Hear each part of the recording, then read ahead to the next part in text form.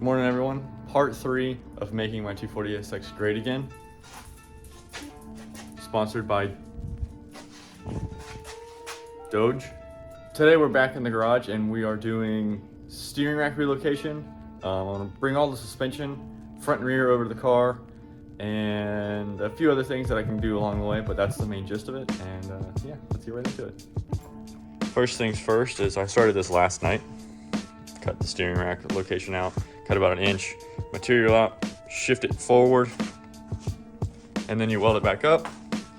There'll be a little bit of a gap in here, but you can fill it with some material and it'll be just fine. It overlaps a little bit here in the front and then it welds across the top. I measured this. This is square, 1.5 inches from here to here, all the way across.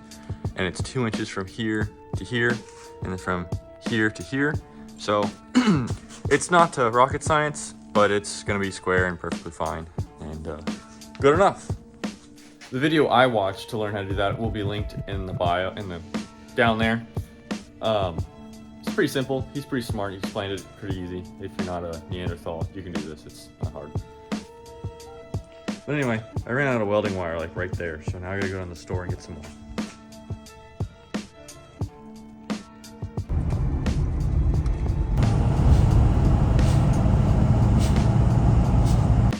I told you this was a flux core. Would you believe me? Probably, because it looks like ass. I'm not a professional welder by any means, but for flux core, I think that looks pretty okay. I did like a double pass. I did one and then I did another one just to make sure it was nice and strong. I still gotta weld those around and over the side, same there, and then I'm gonna wire wheel the whole thing and then give some paint. But make fun of me in the comments. So we're out here. These are my welds all the way around. And just for reference, this is what one of the stock welds looked like right there, just kind of showing you that it's not pretty from the factory. So, I mean, as long as it's nice and you got some good penetration and yeah, then it should be okay. I think it's gonna be just fine. So yeah, let's put some paint on this thing. The paint on the front subframe came out pretty good. That's the bottom weld. I still have to notch that hole there because that is where the steering rack bolts through there. And if I can't get to that hole, I can't put a socket up in there. So yeah, still gotta do that, but that's done for now, so that's cool. Other than a few scratches, I pulled this thing out and the plastic was super foggy. I took some McGuire Ultimate Compound, scrubbed it on there, and this thing's looking pretty good. It was so foggy you could barely see it before. So yeah, here we are right now. I'm just disconnecting all the electrical stuff, and here's the ECU and all the gauge wiring, and yep,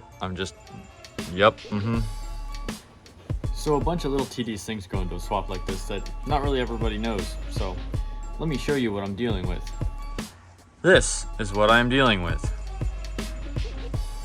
So this is the engine harness that is the body harness that is normally in the engine bay up in the passenger front corner on an S13.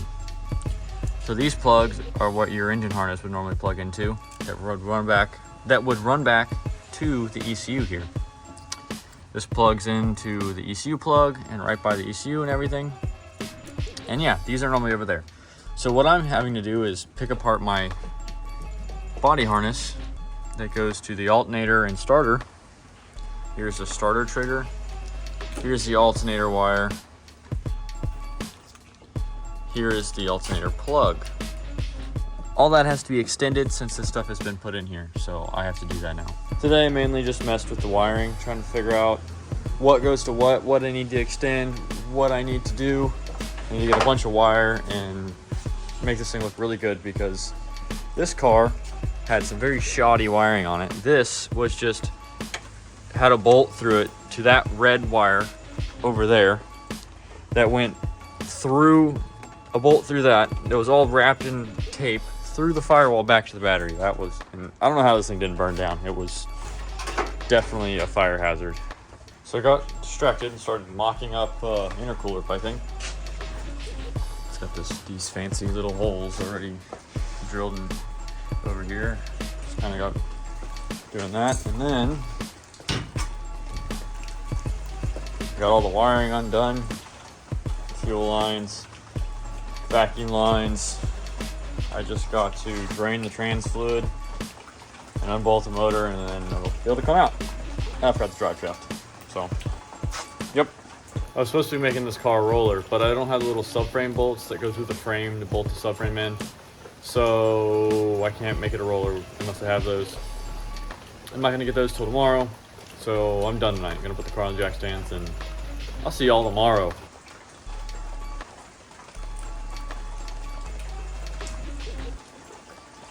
It's a new day and it's raining. The only thing that was keeping me from putting the subframe in was these, and now I have them. So let's get that in the car. First off, I have to move all of this. Ta-da. Now let's get the subframe in. I'm gonna clean up the threads first because they're looking pretty dirty. Just gonna hit them with a wire wheel. Oh yeah, looking way better. Got all those dirt and grime out of there. Well, just like in everything you do, one of the bolts stripped, so I had to replace it. That was fun because I had to cut it out. Right here.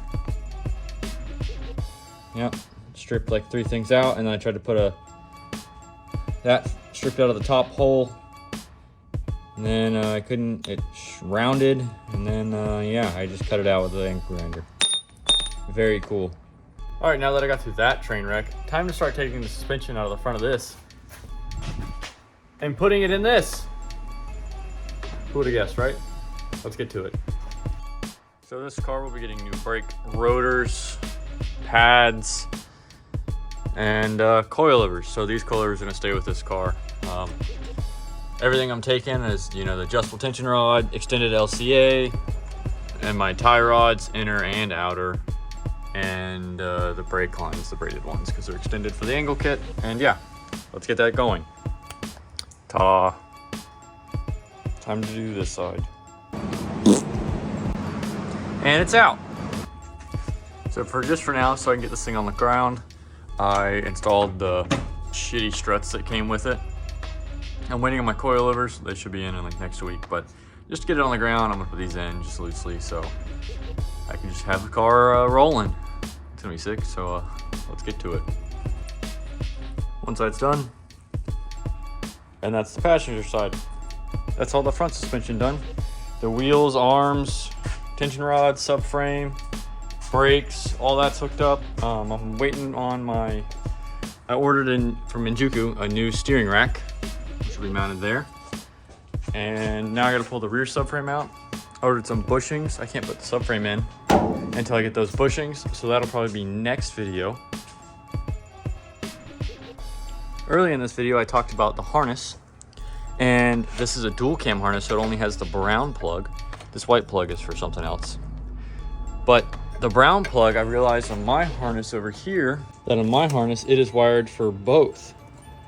So that's pretty cool. So I'll just plug in the brown one and it should work fine. Thanks for watching part 3, guys. Next one, the car will be actually on the ground and steering and braking, and I will be installing a cage in that one. That won't be for a couple of weeks because I still have to order the cage. But when that comes in, you guys will see it, and you'll see the whole installation process and all that. So stay tuned, and thanks for watching, and y'all have a great night.